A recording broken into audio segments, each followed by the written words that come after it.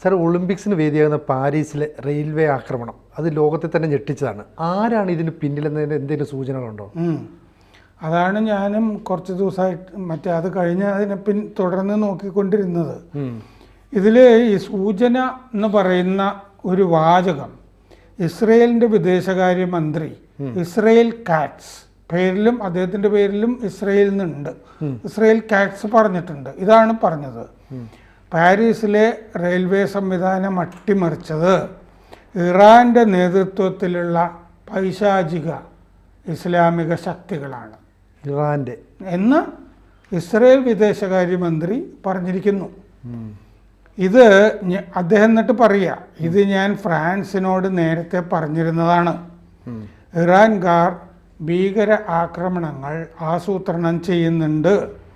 Israel അത്ലറ്റുകൾക്ക് എതിരെ ഭീഷണിയുണ്ട്, ആക്രമണം നടക്കാം. ഇതിനെ സ്വതന്ത്ര ലോകം തടയണം. ഇങ്ങനെ ഞാൻ മുന്നറിയിപ്പ് കൊടുത്തിരുന്നതാണ് ഫ്രാൻസിന്. അപ്പോൾ ഇറാനാണ് ഇത് നടത്തിയതെന്ന് ഇസ്രയേൽ കണിശമായി പറയുന്നു, വിശ്വസിക്കുന്നു. ഇറാന് അത്യാവശ്യം ചാരസംഘടനകളൊക്കെ ഉള്ളതുകൊണ്ട്, പ്രത്യേകിച്ച് അവർ ഈ ഇസ്ലാമിക ശക്തികൾ ഹമാസും ഒക്കെ ആയിട്ട് ബന്ധപ്പെട്ട ശക്തികൾക്കെതിരെ നിലയുറപ്പിക്കുന്നതൊക്കെ കൊണ്ട് എന്തെങ്കിലും വിവരം അവർക്ക് ഉറപ്പായിട്ടും ഉണ്ടായിരിക്കാം, നിർണായകമായ സൂചന കിട്ടിയിട്ടുണ്ടാകാം. അതുകൊണ്ടാണ് അവർ ഇറാനാണ് എന്ന് പറയുന്നത്. പക്ഷേ അതിലേക്ക് വിശദമായിട്ട് കിടക്കുന്നതിന് മുമ്പ് വേറൊരു തിയറി ചില ഫ്രഞ്ച് മന്ത്രിമാർ, നയതന്ത്ര വിദഗ്ധരൊക്കെ പറയുന്നുണ്ട്. ഇതിൻ്റെ പിന്നിൽ മോസ്കോ ആണ്, റഷ്യയാണ് ഈ ആക്രമണത്തിൻ്റെ പിന്നിൽ. കാരണം റഷ്യ യുക്രൈനുമായിട്ട് യുദ്ധത്തിലാണ്, ഫ്രാൻസ് യുക്രൈനെ സപ്പോർട്ട് ചെയ്യുന്നതാണ്. അതുകൊണ്ട് ഇത് ചെയ്തിരിക്കുന്നത് റഷ്യയാണ് എന്ന് പറയുന്ന ആളുകളുണ്ട് അവിടെ. അതിനൊരു കാരണം അവർ പറയുന്നത് എന്താണെന്ന് വെച്ചാൽ, കഴിഞ്ഞ ഞായറാഴ്ച ഈ ഒളിമ്പിക്സ് ഇതിനൊക്കെ മുമ്പ് കഴിഞ്ഞ ഞായറാഴ്ച ഫ്രഞ്ച് പോലീസ് കിരിൽ ഗ്രിയാനോസോവ് എന്ന് പറഞ്ഞൊരാളെ അറസ്റ്റ് ചെയ്തിരുന്നു. 40 വയസ്സാണ് അയാൾക്ക്. റിയാലിറ്റി ടെലിവിഷൻ താരമാണ് അങ്ങേര്. പക്ഷേ റഷ്യയുടെ ചാരസംഘടന ഉണ്ടല്ലോ FSB, അതിലംഗമാണ് അയാൾ, റഷ്യൻ ചാരനാണ് എന്ന് പറഞ്ഞിട്ട് സംശയാസ്പദമായ സാഹചര്യത്തിൽ അയാളെ അറസ്റ്റ് ചെയ്തിരുന്നു. അപ്പോൾ അത് തൊട്ട് മുമ്പ് നടന്ന സംഭവം ആയതുകൊണ്ട് റഷ്യയെ പഴിചാരാനായിട്ട് എളുപ്പമുണ്ട്. പിന്നെ ഈ റഷ്യൻ ആക്രമണങ്ങൾ പല സ്ഥലത്തും റഷ്യ സ്പോൺസർ ചെയ്ത ആക്രമണങ്ങൾ നടന്നതായിട്ട് പറയുന്നു. ഈസ്റ്റ് ലണ്ടനിൽ ഒരാക്രമണം നടന്നിരുന്നു. പോളണ്ടിലൊരു മാള് തീ വച്ചത് അങ്ങനെയാണ്. ബവേറിയയിലൊരാക്രമണം നടന്നു.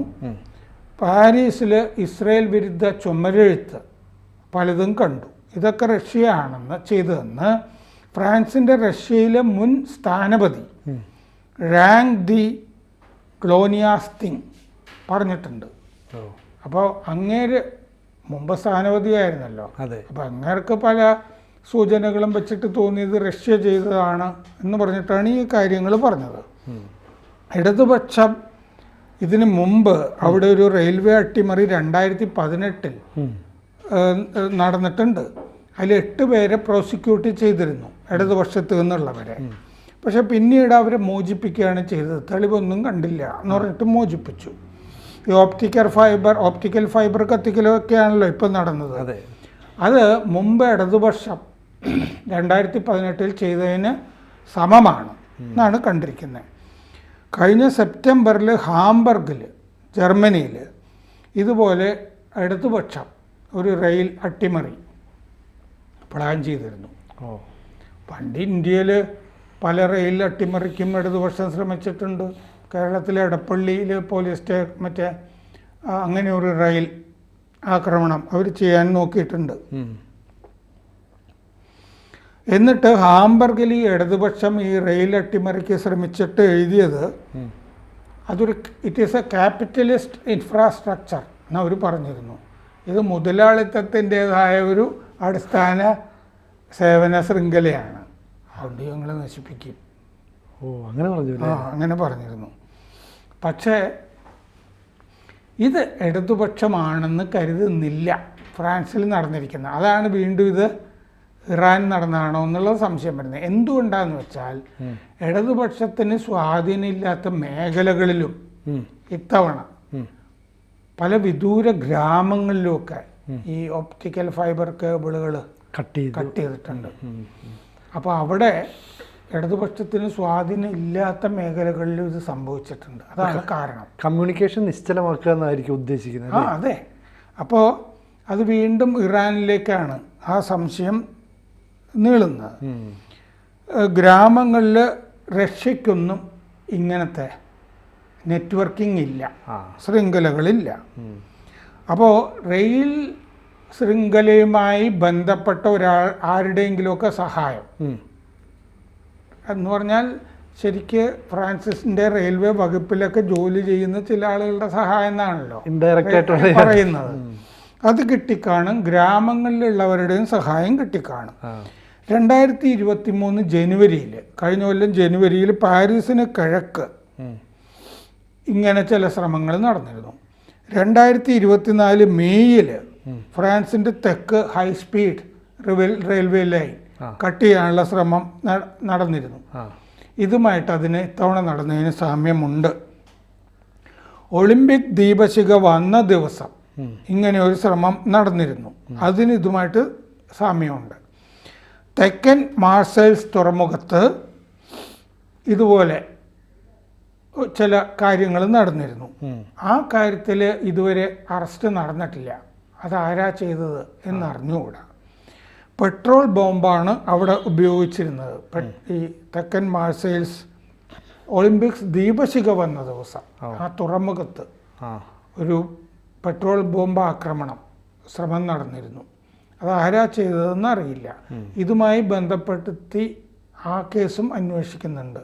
അതുമായിട്ട് ബന്ധമുണ്ടോ എന്ന് നോക്കുന്നുണ്ട്. ഈ വർഷം ആദ്യം ഫ്രാൻസിൻ്റെ ആഭ്യന്തരമന്ത്രിയും ഒരു ഇസ്ലാമിക ഭീകരാക്രമണത്തിനെ പറ്റി മുന്നറിയിപ്പ് കൊടുത്തിരുന്നു. അതും സൂചനയാണ്. ഒരു ബാഹ്യ ഭീഷണിയുണ്ട്. അത് മോസ്കോയിൽ ക്രോക്കസ് സിറ്റി ഹാളിൽ നടന്നതുപോലെ ഒരു ജിഹാദി ഭീഷണി ഉണ്ടെന്നാണ് പറഞ്ഞിരുന്നത്. അത് ചെയ്തത് IS ആയിരുന്നല്ലോ. അതെ. അപ്പോൾ സീൻ നദിയിലെ വെള്ളം ഈ അശുദ്ധം ആക്കാനുമൊക്കെ എന്തോ ശ്രമം നടത്തുന്നതായിട്ട് ഈ മാക്രോണും മേയറും ഒക്കെ പറഞ്ഞിരുന്നു. അത് യുക്രൈന് ഇവർ പിന്തുണ കൊടുക്കുന്നതിൻ്റെ ഇതുകൊണ്ടാണ് എന്നൊക്കെ പറഞ്ഞിരുന്നു. അതെ. ഈ ഹോളോകോസ്റ്റ് മെമ്മോറിയൽ ഫ്രാൻസിലുണ്ടല്ലോ. ഹോളോകോസ്റ്റ് എന്ന് പറഞ്ഞാൽ ജർമ്മനിയിൽ ജൂതന്മാർക്ക് എതിരെ നടന്ന ഗ്യാസ് ചേംബർ പീഡനങ്ങളെ പറ്റിയാണ് ഹോളോകോസ്റ്റ് പറയുന്നത്. ഹോളോകോസ്റ്റ് മെമ്മോറിയൽ ഉണ്ട്, ഇസ്രയേലിലും ഉണ്ട്, ജർമ്മനിയിലുണ്ട്. ജർമ്മനിയിലെ ഹോളോകോസ്റ്റ് സ്മാരകത്തിൻ്റെ അവിടെ ആക്രമണ ശ്രമം ഉണ്ടായിരുന്നു. അതുപോലെ ഫ്രാൻസിലെ പല കെട്ടിടങ്ങളിലും താഴെ എഴുതി വച്ചിരുന്നു, ഈ കെട്ടിടത്തിൻ്റെ ബാൽക്കണി ഉടനെ തകർന്നു വീഴും എന്ന് പറഞ്ഞിട്ട്. ഭീഷണി പോലെ. ഇതൊക്കെ ഇസ്ലാമിക ഭീകരർ ചെയ്തതാണ് എന്നുള്ള സംശയം ഉള്ളതായിട്ട് റിപ്പോർട്ടുകളിൽ കാണുന്നുണ്ട്. സാർ, ഇപ്പോൾ ഈ ബ്രിട്ടൻ അതുപോലെ ഫ്രാൻസ് തുടങ്ങിയ രാജ്യങ്ങളിലൊക്കെ ഇസ്ലാമിക വംശത്തിൽപ്പെട്ട അവർ കൈയടക്കി, ഏതാണ്ട് അവരുടെ ഒരു മെജോറിറ്റി അല്ലേ വരുന്നത്. അപ്പോൾ അതുകൊണ്ട് ഇത്തരം രാജ്യങ്ങളിലൊക്കെ ഇത്തരം ഭീഷണികൾ നിലനിൽക്കും. ഞങ്ങൾ പറയുന്ന പോലെ കേട്ടാൽ മതി, അങ്ങനെയാണോ നമ്മൾ മനസ്സിലാക്കേണ്ടത്? അത് യൂറോപ്പിൽ ഇപ്പോൾ ഈ ഇസ്രയേൽ അത്ലറ്റുകൾക്ക് ഭീഷണി വന്നിരുന്നല്ലോ. അതെ, 15 അത്ലറ്റുകൾക്ക്.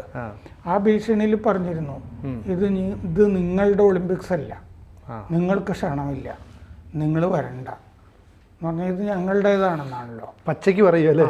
ഭീഷണി അങ്ങനത്തെ ഒരു ഓർഗനൈസേഷൻ്റെ പേരിലുമായിരുന്നു.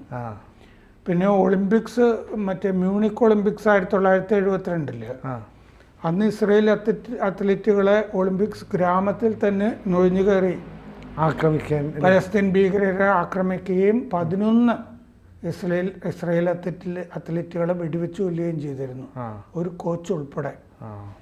അപ്പോൾ അങ്ങനത്തെ സംഭവം നേരത്തെ നടന്നിട്ടുള്ളതാണ്. അല്ല സാർ, ഇപ്പോൾ അടുത്തിപ്പോൾ ഈ പാരീസ് ഒളിമ്പിക്സ് ഉദ്ഘാടന ചടങ്ങിന് തൊട്ട് മുമ്പാണ് ഇവിടെ ഇന്ന് ഒരു ശ്രമം നടന്നത്. എന്ന് പറഞ്ഞാൽ ഇനിയുള്ള ഈ 2 ആഴ്ചയാണല്ലോ നീണ്ടു നിൽക്കുക. ആ സമയത്ത് ഇനിയും ഇത്തരത്തിലുള്ള ഒരു ഇസ്രായേൽ അത്ലറ്റുകൾക്കുള്ള ഭീഷണി ഉണ്ടല്ലോ. ഉണ്ട്, അവരത് പറഞ്ഞു. അതുകൂടാതെ ഈ ഇസ്ലാമിക ഭീകരർ ഞങ്ങളുടെ ഒരു സാന്നിധ്യം ഇവിടെ അറിയിക്കാൻ വേണ്ടിയിട്ട് ചില സാന്നിധ്യം അറിയിച്ചു കഴിഞ്ഞല്ലോ. റെയിൽവേ ലൈൻ വിച്ഛേദിച്ചുകൊണ്ട് ആ റെയിൽവേ ലൈൻ വിച്ഛേദത്തിൽ തന്നെ കുറച്ചുകൂടി ഗുരുതരമായ സംഭവങ്ങൾ ഉണ്ടാകുമായിരുന്നു. പക്ഷേ ഇത് ഡിറ്റക്റ്റ് ചെയ്തു അതുകൊണ്ടാണ് വലിയ അട്ടിമറി ഇതിൽ ഒതുങ്ങിയത്. പല രാജ്യങ്ങളിൽ ഇപ്പോൾ ഇന്ത്യയിൽ നിന്ന് ഉൾപ്പെടെയുള്ള സേനാ വിഭാഗങ്ങൾ അവിടെ ഉണ്ടല്ലോ. ഇപ്പം ഫ്രാൻസിലേക്കൊക്കെ ചെന്നിട്ടുണ്ട്. ഇസ്രയേലിൻ്റെ ഷിൻബത്ത് കമാൻഡോസ് അവിടെ ഉണ്ട്. അപ്പോൾ അവർക്ക് ഇത്തരത്തിലുള്ള ശ്രമങ്ങളുണ്ടെങ്കിൽ പെട്ടെന്ന് ഡിറ്റക്ട് ചെയ്ത് അതിനെ നിർവീര്യമാക്കാൻ കഴിയുമെന്ന് നമുക്ക് പ്രതീക്ഷിക്കാം അല്ലേ? അല്ലെങ്കിൽ ആഗോളമായിട്ട് തന്നെ ഇത് ഭീഷണി ഉണ്ട് എന്ന് അറിയാവുന്നതുകൊണ്ട് അത് ചെറുക്കാനുള്ള ശ്രമങ്ങളൊക്കെ ഉണ്ട്, തീർച്ചയായിട്ടും ഉണ്ട്. അപ്പോൾ ഈ ഒളിമ്പിക്സ് തീരുന്നവരെ കുഴപ്പങ്ങളൊന്നും ഇല്ലാതെ നല്ല ശുഭ വാർത്തകളൊക്കെ ആയിട്ട് പുറത്ത് ഒരു ഭീതി ഉണ്ട്, പക്ഷേ വലിയ ജാഗ്രതയും ലോകം പുലർത്തുന്നുണ്ട്. ഇസ്രയേലിൻ്റെ ഇത്തവണ കമാൻഡോ സംഘം തന്നെ അവർ കൊണ്ടുപോയിട്ടുണ്ട് ഈ ഗ്രാമത്തിൽ എന്തെങ്കിലും സംഭവിക്കുമോ എന്നറിയാനായിട്ട്. ഇസ്രയേലിന് ആണല്ലോ ഇറാൻ്റെ ഭീഷണി ഉള്ളത്. അപ്പം അതിൻ്റെ നിഴലാണ് അവിടെ വീണ് കിടക്കുന്നത്. ഹമാസിന് ഇറാൻ്റെ സഹായം, അതുപോലെ ഹിസ്ബുള്ളയ്ക്ക് ലെബനനിൽ നിന്നുള്ള ഹിസ്ബുള്ളയ്ക്കും സഹായമുണ്ട്. അപ്പോൾ അത്തരം ഭീകരരൊക്കെ നുഴഞ്ഞു കയറിയിട്ടുണ്ടാകാം ഫ്രാൻസിൽ. അതുകൊണ്ട് ലോകം ജാഗ്രതയിലാണ്. കൂടുതൽ വാർത്തകളും വിശേഷങ്ങളും നിങ്ങളിലേക്ക് എത്താൻ ABC മലയാളം സബ്സ്ക്രൈബ് ചെയ്യുക, ബെൽ ബട്ടണും അമർത്തുക.